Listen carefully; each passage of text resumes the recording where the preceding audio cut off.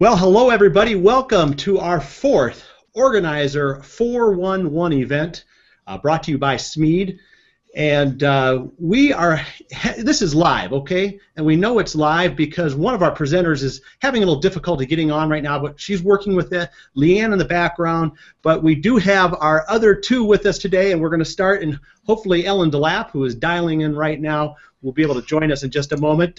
Let me introduce Amy Tokus. Amy, how are you today? I am good. How are you doing today, John? Great. Tell us where you live and the name of your business and some little facts about you. Okay, I am Amy Tokus. I live in Omaha, Nebraska, and I am the owner of Freshly Organized, and I have a couple of other professional organizers that work with me there. And then I am an engineer by degree, but I work as a professional organizer now, and I have 4 kids. So that's kind of my background. Well, that seems plenty. That's a lot to organize right there. Yeah, totally. Also joining us is Shauna Turner from the Shauna Method. Shauna, how are you today? Hey, John. I'm doing great. Happy to be here. How are you doing?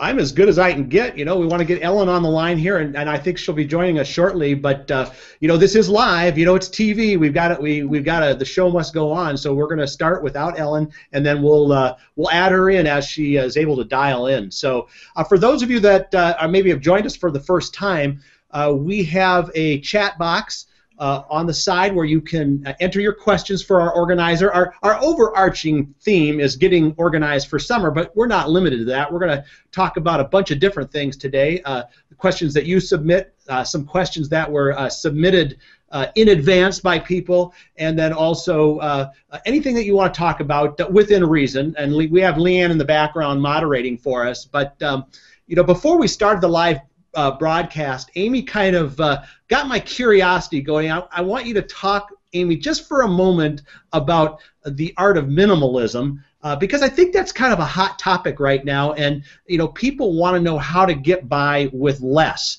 So why don't you kick us off with that?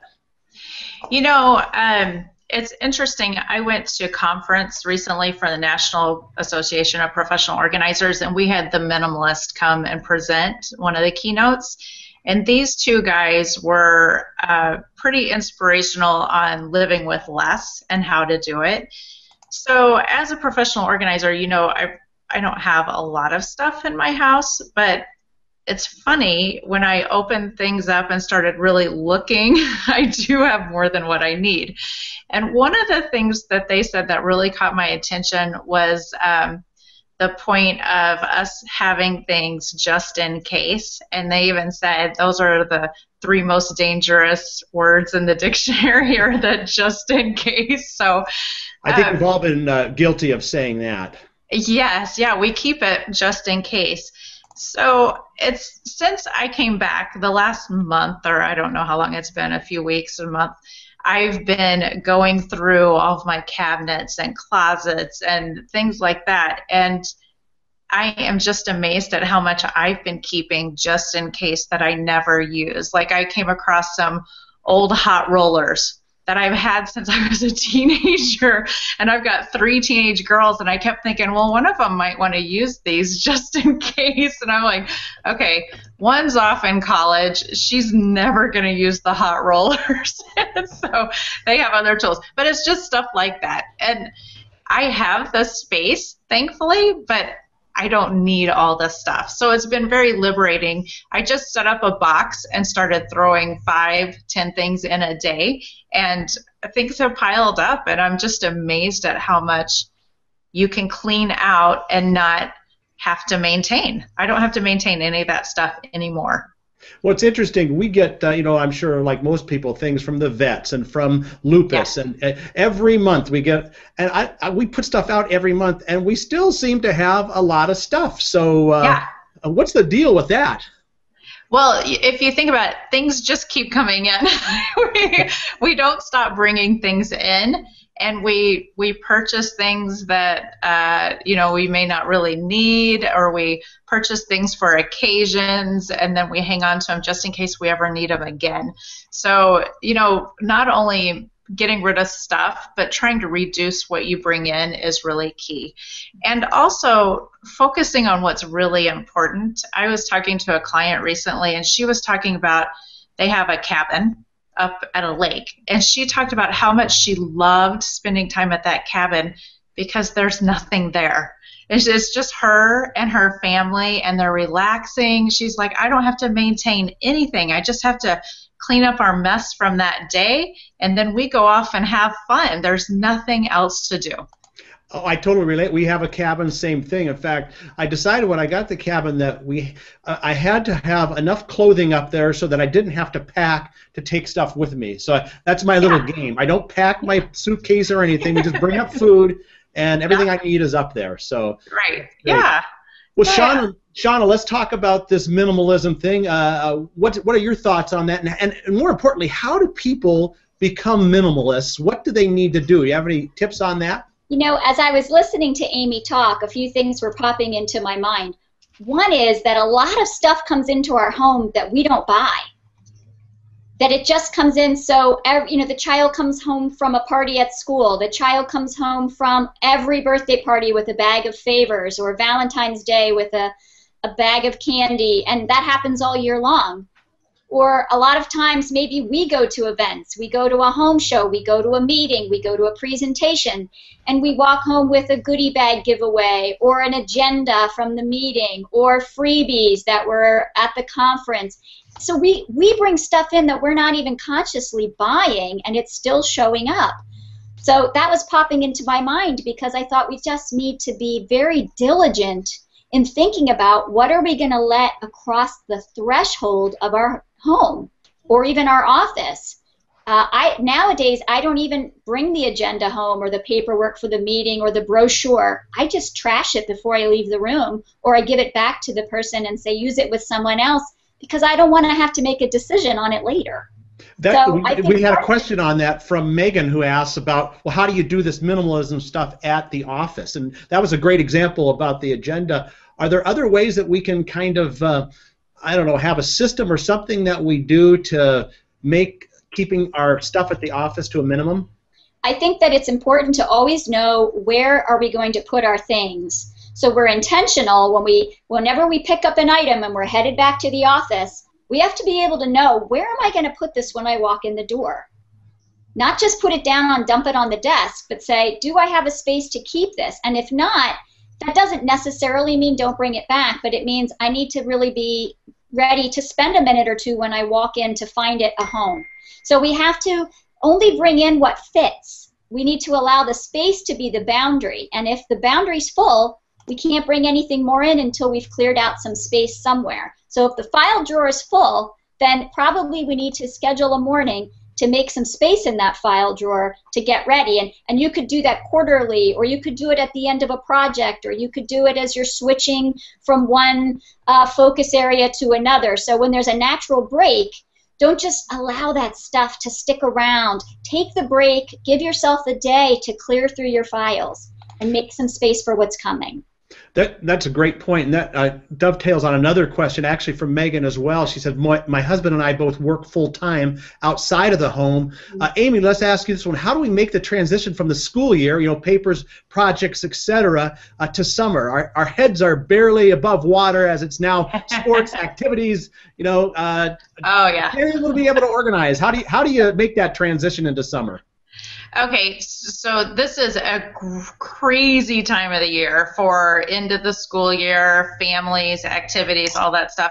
You just really have to work on, number one, keep your head above the water and focus on what's happening now, and then break things into small projects, whether it's in your office or at home. Don't look at all the school papers and say, I've got to sit down for 4 hours on Saturday morning and spend all that time organizing school papers. Get all the school papers together in one spot, and then, you know, take 15 minutes a day and just sort through. And you'll be surprised. Once you start looking at it and touching it, you'll realize some of that stuff you don't even want. You're not going to keep it. It's just been put aside because you were delaying the decision on it. But when you go through it, you'll be able to minimize it some, but don't make it this great big huge project, because then you'll never do it. It'll sit there all summer, and you'll come in the next school year and you'll still have it sitting there. So just do small pieces of it. That'll help. Well, and you use those words, delayed decision. Yeah. What do you mean? Let's expand on that, because we actually have a whole podcast on that. But this delayed decision, why do people do it, and how do we overcome that? Well, it's so hard to overcome, but sometimes papers come in and we'll look at them and we can't decide. So it could be an event we could possibly want to go to, but we're not really sure. We have to talk to other people, or a piece of artwork from your child. You look at it and you're like, yeah, I don't know if I want to keep this or not. So what we do is we set it aside to think about. In reality, it gets put in a pile, and usually people who do a lot of delayed decisions have piles sitting there of things that they weren't sure they wanted to do, and they delayed it. So when you have piles like that, if you come back, a lot of those decisions have already passed, and you can just flip through it. You've already made the decision, but the paper was still there. So yeah. Preventing delayed decisions is just practice. You have to look at things and you have to say yes, no, or containing things to say, I need to decide later. So all of your delayed decisions are all together instead of getting them stuck in all the other paperwork. And then when you see all those papers that are all together that you need to decide on, then your decision-making skills will start kicking in. Mm-hmm. Shauna, what do you think about delayed decision? I know this is a hot topic. In fact, we have an article on LinkedIn. It's like our top article because, I don't know, people really relate with this. I think a lot of people struggle to make decisions, period, because they're afraid of making the wrong decision. Mm-hmm. And so somehow putting it aside takes away that temporary feeling of discomfort. But, of course, all you're doing is making yourself feel that feeling at a future point. And so what I like to try to do with clients is to alleviate some of that pain that they associate with making the decision. And typically I find that it's tough in the beginning. So let's say we sit down and there's a huge stack of paper and that feels overwhelming, just like Amy was saying. But if we take it one page at a time, the first page may take a long time. We have discussions. The second page may be same thing. But then, as you go through the pile, it gets a little easier and a little easier because you come across things that fit into really just a couple of categories. So once you decide, how am I going to deal with items that fit in this category, once you decide how to deal with that, it gets easier the next time you come across something that fits that category. So I always say start. Just like Amy said, you don't need to do the whole pile today. Let's say we're just going to deal with these 10 pieces of paper, and when you've done 10, you can quit. You know, we can go do something easier. But it gets easier and easier once you start, whereas when you delay the decision, you're just really creating future discomfort. So tell yourself that when you pick up something and say, I'll just put it here for later, say to yourself, I'm really making something harder for myself later. Whereas if I could summon the courage to decide today, I'm actually doing myself a favor in the future. All right, Amy, I'm going to move on to a question from Paula, which says, help! My to-do list never shortens, less than 12 pages in length, although I'm constantly adding items and deleting items, but it's still lengthy. I have no sense of accomplishment, just frustration. Any suggestions on how to take a to-do list that's 12 pages long and do something with it? I can't even imagine. Okay, yes. So my guess is there are things on your to-do list that could be really long-term. So if you have 12 pages of to-dos, then there's things on there that you're probably, could be single and you have get married on your to-do list, but you got to meet somebody. So there's a lot of steps that you're probably putting in there and writing things down that aren't necessary. When people have huge to-do lists, which I've never seen a 12-page, so I'd be really impressed to see it, but I would say the easiest thing to do to feel some accomplishment is pick your top 3 priorities on your to-do list. Write them down so you have 3, and then get those 3 done, and then pull 3 more off. And so you feel like you're actually getting things done.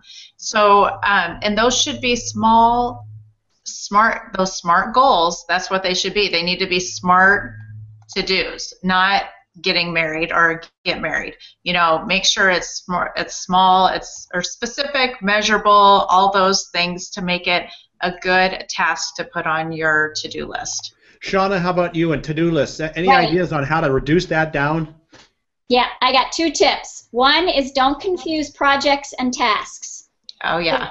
The project is the big thing you want to do, which might be clean out the garage. But under projects, let's put the items on the to-do list that are actually tasks, such as sort through the bin on the floor near the door. So that's really small and manageable, and like Amy was saying, it's something you can actually tackle and see through to completion. So don't put big projects on your list. The other thing is, and I'm a big fan of this, is to schedule your tasks instead of just write them on one never-ending to-do list. Because the never-ending to-do list feels like laundry. You know, it's never empty. You're never finished. You can never cross it all off. So I like to schedule tasks onto a calendar, so onto a day-by-day. You'll never finish your whole list, but if you pick 3 things, like Amy said, or maybe you say, tomorrow I'm going to work on these 8 things, you do have a chance of finishing 8 things. And then at the end of the 8 things, you feel a sense of accomplishment. You look down and say, yeah, I did my 8 things for today. Even though there's more things, some of them maybe are scheduled for tomorrow. Or some of them I actually don't really need to start working on until next Friday when I know I'll have a window. So actually schedule the tasks onto certain days of your calendar, being intentional about knowing which days on your calendar you actually have time to work on them. If you're in a meeting from 8 a.m. until 6 p.m., that is not a good day to schedule a long list of tasks because you are already busy. Yeah, you know, this sounds a lot like, and I don't know if either of you are familiar, I'm sure you're familiar with David Allen's book, Getting Things Done, where he talks about dumping everything onto a big list. This sounds like the big mind dump. So what's the next step? And I think, Shauna, you talked about that, maybe sorting between projects and tasks. Amy, anything else to add on that, how we take that list down and you know, get it to something more manageable? Yeah, I liked what Shauna said about the task, making sure your list are tasks and not grand projects, because the tasks are doable and projects have many tasks to them. And then again, picking your top 3, because if you pick your top 3 that are high priority, get them done, maybe it's the low-hanging fruit, so you have some sense of accomplishment, and then pick 3 more, and you just keep chugging along until your list is done. And then you also have to be reasonable with your list and really be tough about it, because if it's 12 pages long, then, you know, what else are you doing with your time? Because I'm sure that's not your whole life as taking care of that list. So, you know, you have to make sure that that you have reasonable expectations of yourself. That's great advice. Well, we're going to move on to a question from Terry, and this question is about organizing. Her boss has asked her to organize some family photos and memorabilia. Shauna, anything on ways to do that?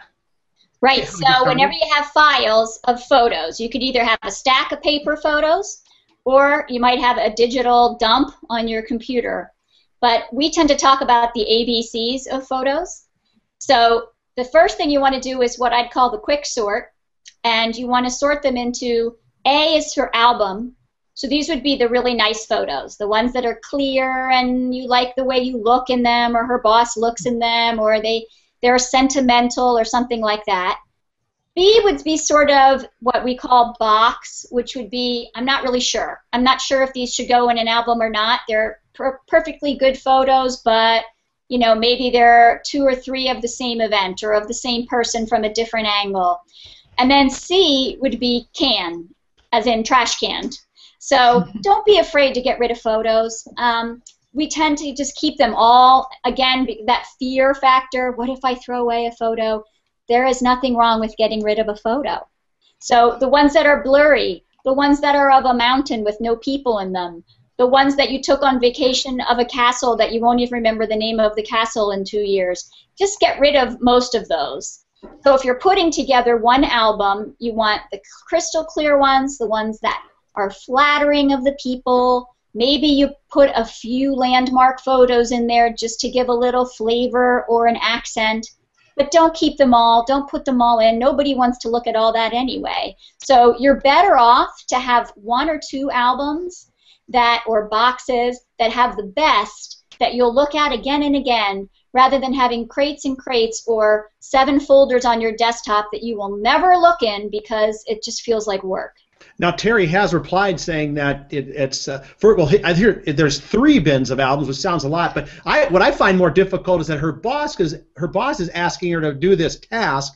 So does she need to have a little sit down or define some parameters, because what might be valuable to her boss it may be different to her. What do you think about that? I think that's a good idea before she starts the work. So maybe ask him what's important, what memories are you sure you want to preserve, what's not important, and then she could take a first stab with that A group and say, this is what I think meets your criteria. And then in that B group, she could, if there's any questions that she had, like I wasn't sure if you wanted this one or not, she could meet with him again, go through the B's and see if there's anything in there that he says, ooh, I really like that one, or oh, I hate that, don't use that. But I'm pretty sure her boss would be willing to give her permission to get rid of the ones that are blurry or duplicates or triplicates. And he's going to trust her, obviously. He's assigned this project to her to pick the best ones.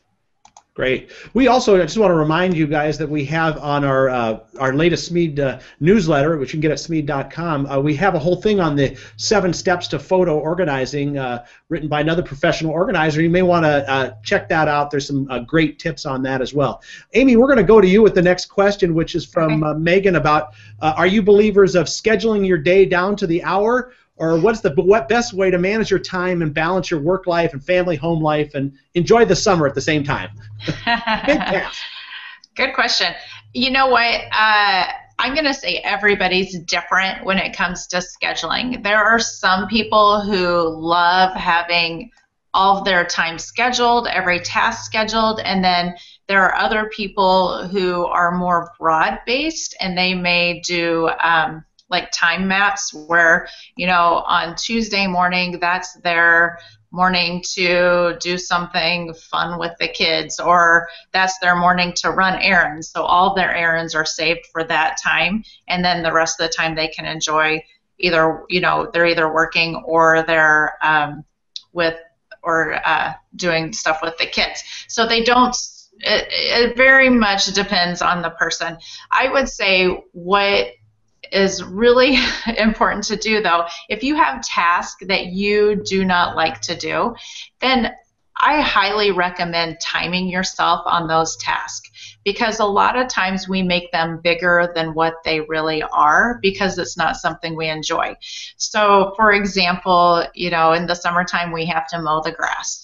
And you're looking at it, your grass is growing, you're dreading it, and you make it into this huge evening project. But a lot of times if you go out there and you just do it, you know, depending on the size of your yard, but for ours, it's a half an hour. And that's only a half an hour. It's not like it's going to take me all evening to mow my grass. And then after that half an hour, I can enjoy my family and do whatever.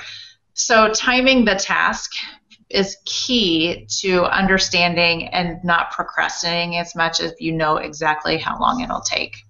Great. Shauna, how about you? Do you think you should schedule down to the hour, or do you leave white space? What's yeah, white space is the word that jumped to mind for me, because pretty much in any given day, there probably are going to be some unexpected developments. So if you planned to take your child to do something at 9 a.m. and then you wake up and she's, you know, running a fever, that's not going to happen. So I don't like to program my whole day. I like to have some space in my day, and it may change depending on the actual day, but a little time where if something's gone wrong, that's my flex time. So maybe I'm going to deal with the emergency during the flex time, or perhaps I'm going to deal with the emergency first thing, but what I had planned first thing, I can now shift to that little bit of flex time that I built in. Now, that's a general rule. There will be some days when you're packed end to end and you wake up and think, I hope I make it, you know, because that's just the way that your appointments fell, and you might be busy. But if that's the day that you have on Wednesday, then I would be putting some time Thursday to recover or to deal with some unexpected things that developed on Wednesday. So it kind of goes with what Amy was saying, which is you need to know how long tasks take. You also need to know yourself. So some people really crave that downtime. They just need it to recharge their batteries. Maybe they're introverted, and when they're out all day, it's too much. So know yourself and give yourself a little leeway, if you can, every day. Because you know, we're really not in control, even though we'd like to think we are. We're really not in control of how everything goes. And we shouldn't assume that every event all the time is going to go as planned like a well-oiled machine. Because all you have to do is look around. You can get a flat tire. You can get hit by another car on the way. Somebody in the family could be ill. Your computer could get on the fritz. All these things do happen. They're part of regular life. And if we always pack ourselves end to end without any wiggle room or any recovery time, we're probably going to be stressed out. Wow. Hey, Amy, Laura's got the next question for us, which is, what if you don't know where to start? And what are some of the reasons people don't want to start? Oh, the reasons are many we don't want to start. Okay. It's overwhelming. It seems a lot of times whenever we, or at least when I go into work with people, they are so overwhelmed they don't know where to start. And it's because they're seeing this huge project. They're seeing every single corner. They're seeing all the decisions they have to make, and it's so overwhelming. It can be paralyzing. So if you're going to start, and if you're going to do it on your own, stop looking at the big picture and try to just tackle something small. You know, if you're working in the garage, don't think about the whole garage. Think about one corner of the garage. If you're cleaning out files, just start with the file in the front and start cleaning it out. And then that'll help you build momentum. And it's not going to happen unless somebody does it. So if you're sitting there and thinking about it, it'll never go away. But if you start taking these small steps, eventually you'll start to see the progress, and it'll happen. Shauna, how about you? Any great tips to just get started? I mean, just go past the starting line. Right. It's so hard to get started. I totally agree with Amy. Start small for sure. And then I would also add a couple things. One is start with what's under your control. So don't start with your spouse's stuff. You know, we really need to start with our own area. And not only is that good for ourselves, but we maintain it better. So if I start with the playroom and I get it all looking perfect and I, put 3 days into it, and then the kids come in and they mess it all up on day 4, that's going to be very discouraging to me. So I would say start small, like maybe your bathroom drawer where nobody else goes, so that you're able to maintain it and enjoy the benefit of that. That's really great.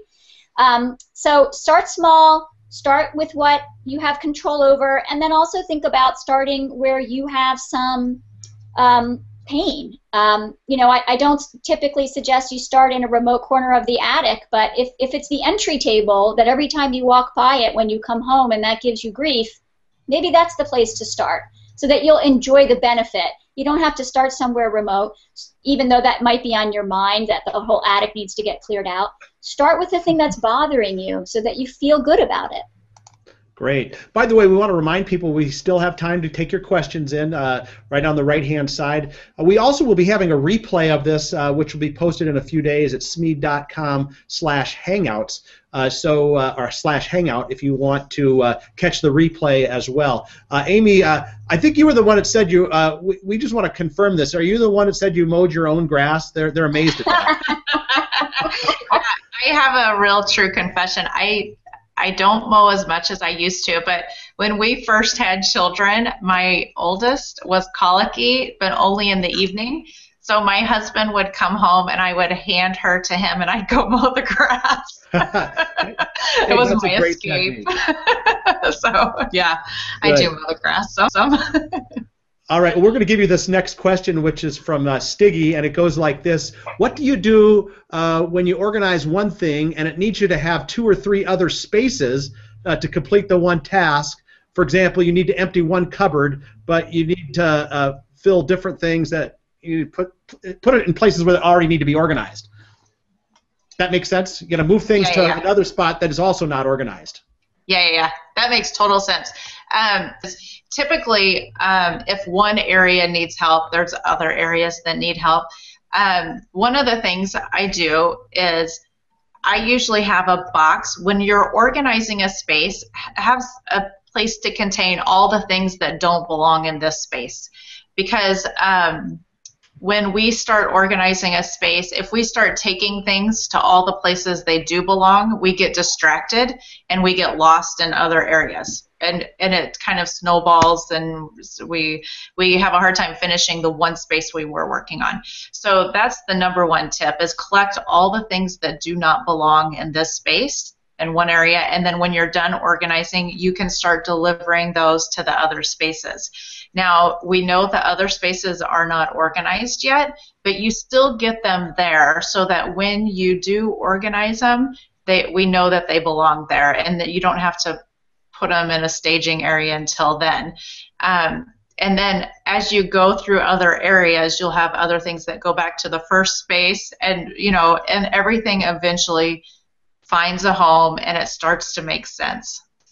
That's a great suggestion. I relate to that. I'll take something from one room, I'll go into the other room, and I'll wonder, why did I come into this room in the first place? Completely, yeah. That just might be my age. I don't know. And then you feel like you're not getting anything done because you're walking all over and nothing's getting accomplished. Yeah. Well, it's easy to get distracted, especially at me. Yeah. Shauna, we're going to go to you with this question right here about hiring an organizer. Maybe someone doesn't want to do it themselves. Any tips on how you go about hiring an organizer and what to look for? Yeah, lots of tips. A lot of people talk to me because they know I'm an organizer, and they'll say, oh, I need to clean out this, I need to do that, but I don't want to, or I feel like it's sort of an admission of I'm a loser, if I need to hire help. And I try to tell them it's actually the complete opposite, because a lot of people that I work for are extremely intelligent, accomplished, efficient people. And the truth of the matter is they're busy, and they're doing the things that they like to do and that are important to them, and they just don't happen to enjoy organizing the way that some of us do. And they maybe say, I need to get organized, but I only have a small amount of time. I want to move. Is it possible to resell this? What are the best folders? We can bring all this information so that a 3-hour session with us is super efficient. Right. Rather than, somebody on their own trying to start and figure this all out, they may spend 3 hours trying to find who's a reliable, junk service. So I say hiring an organizer is an extremely intelligent thing to do because it's a great use of your time and money. Net, I think it is. Napo.net. Yep, and you can go there and find organizers in your region. People who are members of NAPO are committed to this profession. We take education, come out and look at your space and talk to you about, what maybe you'd like to have done and give you a proposal. So it isn't really an intimidating process. We are people who care, and your success is our success. So I actually think it's an intelligent use of your time. It's easy to get started, and you can always say no. If somebody comes and you just don't feel like it's a good fit, you can say thank you for your time and try. Organizers, interview them, ask them questions, ask them how they would start tackling a project, ask questions like that. And a lot of times if you give a scenario over the phone and they brainstorm it with you, you'll decide and you'll discover who is a good fit for you, because just the language, the comfort, so interviewing organizers is really important. And one of the things I would like to add to what Shauna mentioned is being embarrassed about it, to make sure, because they know what they're doing, they're the experts. And I will say professional organizers who, especially the ones that are part of NAPO, but there's all sorts of organizers out there who are educated, who study time management, they study how the brain works, they understand procrastination, they understand some about ADHD, and then they can help you to make this more efficient and simpler. And and just getting the help will make you feel so much better. I've heard this from many professional organizers too. You know, the clients think they have to clean their place up before they can invite the organizer over, right? Yeah. That's the opposite. Yeah, it's exactly the opposite. I always tell people, don't clean it up, because if you clean it up, it looks like nothing's wrong. So we'd like to see what's going on. Okay, Sean, I'm going to throw this question to you. You know, might be stepping on landmines. How do I convince my husband to let me throw stuff away? I'll throw things away and then later find that he's taken it out of the trash and tells me he's going to use it. Yes, this is a hard one. It's very common. It's more common than not that in a couple you have one who's sort of the pack rat and one who wants to get rid of everything. And on one hand, of course, they're all the more likely to hold on. So the headline answer that this person may or may not want to hear is that we really cannot throw away stuff that is not ours. It's just not okay. What we need to do is gather these items together and talk to our spouse about them, talk about why it might be a good idea to let them go. You can cite an organizer's opinion if that helps you a little bit. Shauna said that you have 3 of these exact same pair of sneakers. So there are ways to negotiate it, but at the end of the day, we really only have the right to shed the items that belong to us. Amy, what do you think? Oh my gosh, I am living that. My husband is also an engineer, but he knows I say this. He's like the mad scientist engineer. So he doesn't have a workbench, does he? Yeah, he does have a workbench. So I love what Shauna said. We cannot throw their stuff away. But my additional tip would be we can give them a space that is their space, that's out of the way, that they can keep whatever they want in. But the main family spaces, it just can't overflow into that. So when we moved into this house, my husband has an office that's remotely located, and his office is his space. And then we have a garage that's his space. And I do tell him that he has to always keep the garage door closed because I am a professional organizer and people can't see it. But it's his space, and I honor that, and I don't try to go out there and trash his stuff because he likes to work on his projects. But I will say I have control of the rest of the house and, you know, the kids and all that stuff. Or I try to have control, I should say. Except when you're out mowing the lawn, right? Yeah, exactly. Except for when I go to escape.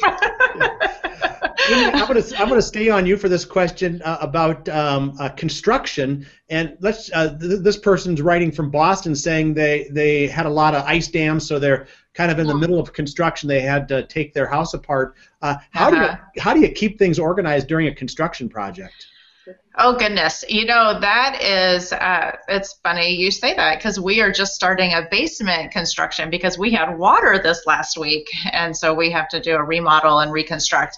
And the biggest thing is just put away the things that you really don't need anymore. And you're going to have to go into survival mode because if you've ever lived through a kitchen remodel or any kind of construction, this is a great time to minimize and really focus on what you do use and only keep access to that and put everything else away in boxes out of the way so that you're going to be living like you're camping, but it's kind of fun. It's not all bad, and you'll be okay. The thing is, you learn that you're more resilient than what you thought you could be. So really focusing on what you use and keep that stuff handy, but put everything else away. That's great. You know, it's getting ready at the time of this recording for summer travel. Shauna, let's talk a little bit about how you get ready for summer travel and some organizing tips, maybe even as you're on the road. Right, so I always recommend that everybody keep a packing list on their computer. So let's start with that. And you can start with just sort of a basic packing list of the things you always bring. And then every time you go on a certain type of vacation, let's say a beach vacation, a ski vacation, to the grandparents, you can modify that list and save it out as that category. So beach packing list, ski packing list. This is a great thing because it helps you to keep from having to sort of reinvent your list every time because packing can feel like a big stressor. It also gets helpful if you have children who are getting a little older and you want them to maybe try to learn how to pack themselves. You can print this list and give it to them and ask them to take a shot. I tell them, have them lay their items on their bed that they think meet what you've given them, and then you can check it instead of having to do it all yourself. So that's a number one tip. The other thing is to always be aware of whether you're traveling by car or by a different mode, by airplane, for example. Those are two different strategies. So be aware that you're going to have, when you travel on an airplane, you're going to need to take your valuables with you. Don't check those through to carry them on with you. Always keep a copy of your itinerary and important paperwork. Keep your computer with you and your jewelry with you, and also your prescriptions. Never pack your prescriptions. Any of those things would be difficult to lose, so I always say keep those things handy. Those are just a few tips. Great. Amy, how about you? Travel tips. People are getting ready to go on the road or fly, whatever. Yeah, you know, I always, we've traveled a lot with our family, road trips, flying, and with 4 kids, it's always, there's lots of obstacles. So one of the things with little kids that we used to do is just get separate bags, and if you're traveling for a week or whatever, have the kids put their socks and underwear and clothes in a separate bag, and then put all of those bags in a suitcase. Because if you're going to be somewhere for a week, you know, having just some Target bags or whatever it is in the suitcase, they pull them out and then they can take them to where they're going to be that week, so their dresser drawer or whatever it is, and it's easier for unpacking and putting everything back. The other thing is, with kids, we tend to overpack with little kids because we think we have to entertain them every single minute. Mm-hmm. And really, in reality, the traveling experience isn't about bringing all the toys that they have at home so they're completely entertained. There's a lot to be said for making them look out the windows and playing travel games, stopping at the travel centers and getting maps and getting brochures of all the things in the state, even if you're not going to stop there, but they're learning about what's going on. There's so much opportunity there that we don't have to pack every second of entertainment, and it's good for them to learn how to entertain themselves. Then the third thing is, whether you're traveling by car or by plane, have kids, little kids, bring one backpack for their stuff, and you know, then they have to carry it, they have to maintain it, and it also limits you from overpacking toys. But that one backpack can also contain a couple of snacks, because if you've ever traveled with kids, they think eating is part of the vacation. So it's always like, Mom, can I have a snack? But if you have just a couple little snacks in there that are free for them to have, and then after lunch or whatever, you can put some more snacks in there, but then you don't have to constantly be handing out food to the kids.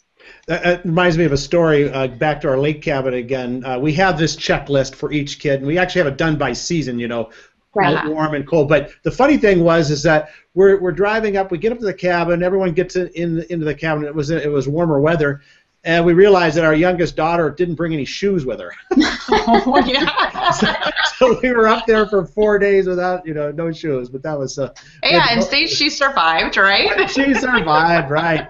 Well, part of summer is not only traveling, but is also a time we like to do projects, and even into spring, the spring cleaning. Let's talk for a moment, because that is one of the top. We have checklists on Smead.com, and one of the top checklists we have that's downloaded is our house cleaning checklist. And so house cleaning, what are some tips on getting your house kind of ready for summer? You know, you've kind of been holed up all winter. Shauna, let's start with you on house cleaning tips. Yeah, I just actually wrote a blog about organizing outside, because the good news about the warmer weather is it kind of gives the weary family room a break, you know, where everybody's been living and sort of hibernating. So before you kind of head out, I say do take a little time to decide where you're going to store items that are going to be outside all summer. Where are the barbecue tools going to go? Where's the sidewalk chalk going to live? Where do kids hang their wet bathing suits and towels? Where are we going to park the bikes? You know, just come up with a few sort of storage solutions so that if you say go clean up, the kids and the family members have some idea of what that means. Otherwise, they're just going to shove it all into the garage on the floor, and then you're going to be sort of cringing every time you come in and out of the garage. So do that outside. On the inside, this is a great opportunity to refresh some of those spaces and to work on some of the clutter that has accumulated while everybody's been playing. You could probably clean out the box of Wii supplies while the kids were playing with the Wii, because they would be sort of anxious about what you might be getting rid of. But if they're outside in the backyard playing softball, you can sort of tool through the discs and see what's missing from the box, throw away anything that's broken or scratched, throw away broken remote controls, that kind of thing. So use the time when the people are out of the house to tackle some of the things that are inside the house. Oh, those are awesome tips. It's great. Amy, how about any additional spring cleaning tips or kind of getting ready to get the house in order so you can actually have some fun in the summer? Yeah. One of the things that I'll add on to what Shauna said is tackling the school supplies, because the kids bring home all their school supplies, their extra school supplies from the year. Get all of that out of the house, except for the things that can be reused, and having just one spot somewhere in the house for extra school supplies. So when the school list comes out, or the supply list comes out in the fall, you can just go and dig in there and hopefully reuse the stuff that's left over. You might have to get us some more, but there will be, like scissors. There's always scissors from last year. You don't have to go buy us scissors and rulers and stuff like that.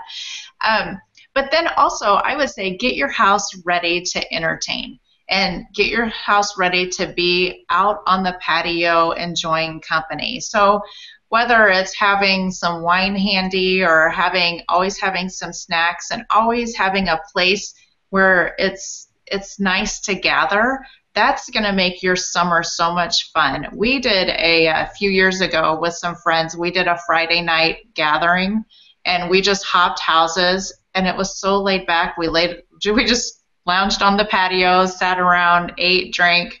You know, every Friday night we knew it was at someone's house, and it was the best summer ever. Wow. Now, Amy, you have 4 kids, you said. Another question we had coming in was about how do you organize, for those that aren't traveling and not cleaning their house, kids have a bunch of activities in the summer. How do you keep those all straight? Your calendar. Well, do you have a special tips with your calendar? Yeah. No, that's a good question.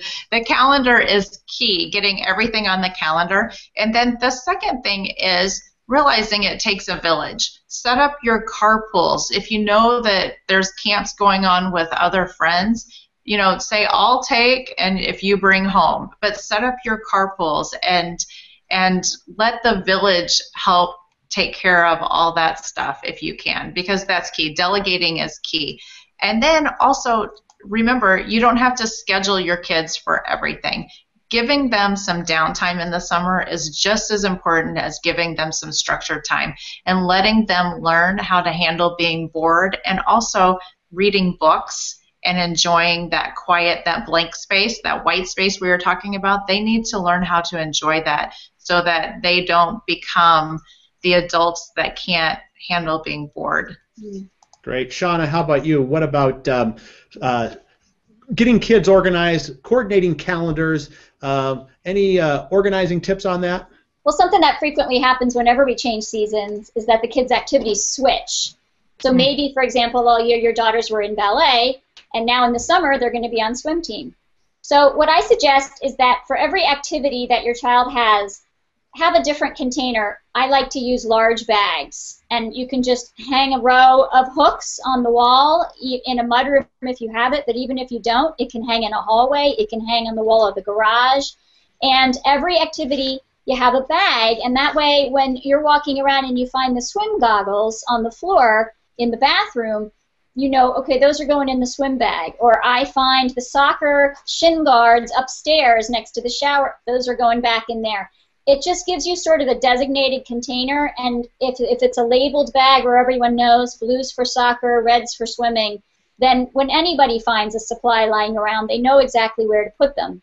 Likewise, take the supplies that were maybe for last season's activities. Now's the time to wash them, clean them, throw away the broken, maybe make a note of what you're going to need when that season rolls again. So maybe you say, okay, I'm throwing away the soccer cleats, but next fall she's going to need a new pair, so I'll put that on, schedule that on my to-dos to get a new pair of cleats. So swish them out. Don't keep all the old season stuff stuffed in where the new season stuff is. Only keep out what's current. We're going to sort and then store the things that are not current. That's excellent advice. Got time for just a few more questions, folks that are on live. If you want to put the last few questions in, we can probably take a few more. This one right here, I'll start with Amy on this one, but I can kind of relate to this one. Archiving. A lot of times whether we talked pictures earlier, but it doesn't matter what it is. It could be files. A lot of times we'll say, well, I'll wait and do that in the summertime when I have a little more time or whatever. But do you have any tips on archiving? And let's maybe talk about files, because I think that's probably what this question is coming from. Where and how do you archive a file system? Okay, so the old files, we're talking about all that old stuff. Say you have your drawers are full, you want to make some room, but you do want to keep some of the stuff. What's the process? Okay, so one of the things is the things that are no longer active, we want to get them out of your space that you are actively using. So if you're sitting at a desk and you have file drawers next to you, those would be the best spot to put all of your active files, so things that you need to be touching all the time. And then the archiving and the reference stuff, move those away from the active desk area, or if you're in your home, that can be up, in a remote closet or something like that. Those long-term things that you don't need to touch anymore, but legally you need to hang on to. And then also think about what you're really keeping and if it's necessary. I work with so many people who keep their taxes 20, 30 years, and talk to your CPA about how long you really need to keep that. Usually it's the legal documents you need to hang on to and some of your tax returns, but you don't have to keep your old electric bills. You don't have to keep every single training program that you've gone to. You have to keep the things that you really need, so that long-term reference stuff shouldn't be too much. Also, if you do feel inclined to keep some old training material, always remember they're scanners. And we can talk about cleaning out digital files too. But scanning some things and getting it organized on your computer as archived training, and it might be easier to search and find and actually use versus having old paper manuals and things like that in your system. Awesome. Sean, I'm going to throw this next question from Ernie. He says, how do you manage incoming mail when dealing with a large number of stakeholders? So it sounds like the incoming mail may have to, either there's a lot of people involved or may have to be distributed that way. Right. So good question. So we're talking triage here. Yeah. So there has to be a triage location where the large group of mail comes in, and there's going to be a quick sort. And it's nice if one person does that, but if multiple people do that, everyone needs to be using the same sort of piles. So there's going to be a trash pile, there might be a shred pile, there might be a recycle pile, and then we'll be left with the mail that people need to see and use and act on. And we're going to put that into zones or piles for each user. So if I'm in an office and I have 10 people in the office, after the triage and I get rid of all the unnecessary paper, then I need to have some sort of stackable filing or mailbox system where I can sort out the mail by user. If I'm in a home where maybe I've got 3 teenagers and they're all getting mail from different colleges or something like that, then it's a good idea to have a similar system. It might not be full mailboxes, but maybe everybody has a little section of a sorter. Maybe they each have a basket that their items go into. So if they're old enough to handle the materials, sort it out, put it where it won't be touched, and communicate that is Sarah's basket, that is John's folder. And if it starts to overflow, then it's up to John or Sarah to take the time to sort through it and get it out of there. But the key thing that people really forget to do is the triage. The bulk of material comes in, and they look at it and say, I don't have time to go through that right now, and they dump it, and then 2 minutes later somebody comes in and puts something on top of it, and then 10 minutes later somebody puts something on top of that. Now you not only have to triage the mail, but you've also got to get rid of all the clutter that has landed on top of it. So triaging and minimize, and then sort it out by person. And Amy, anything to add on that as far as incoming mail and managing it? No, I love the thought of triaging. I've never called it that, but that's great because so much of the mail is just irrelevant. And so getting down to the core of what's really important is great. Well, it's awesome. We're almost out of time here.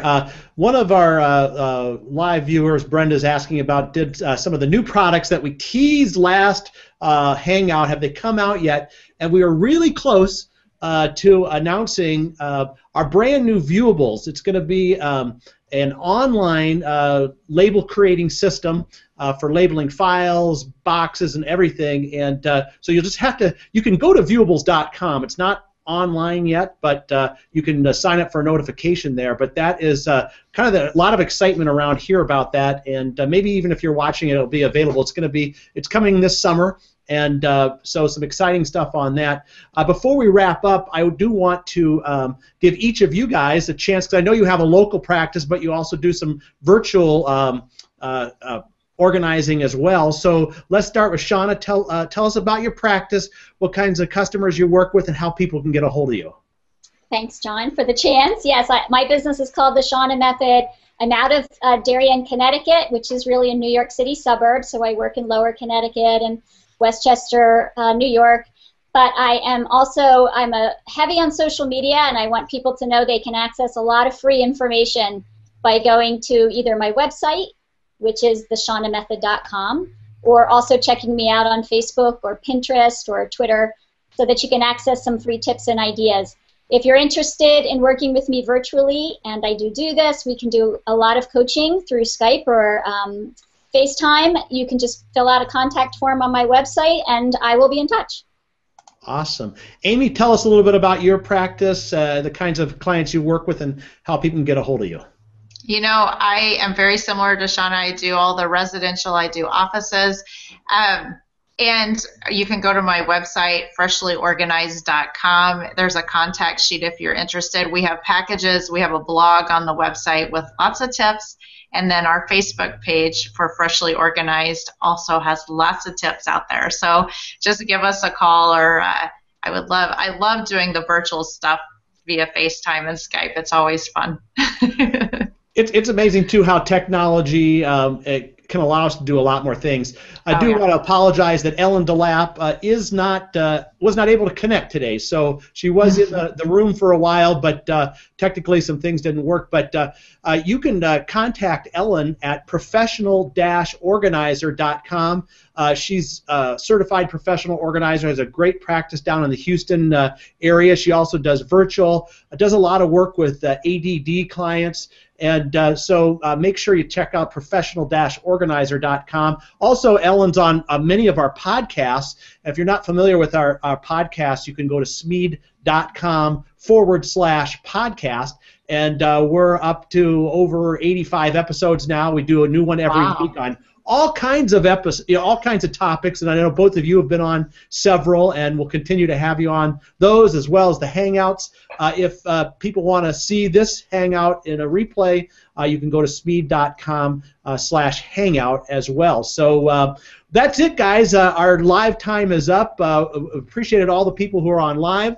Appreciate the people that are watching this afterwards, and we just will continue to do this if people are interested. In fact, those that are live now, if you want to put in the chat box if you enjoyed this and if you'd like to continue to see these opportunities. It's a great way to talk to professional organizers, and at Smead, our whole deal is keeping you organized, so we really want to be behind that as well. So want to say bye one last time, guys? Bye. Bye, guys. Nice to see you for hosting. We love Smead. Great. Yes. Thank you. Well, we love Smead too. Great. So we'll see you next time on our next Organizer 411.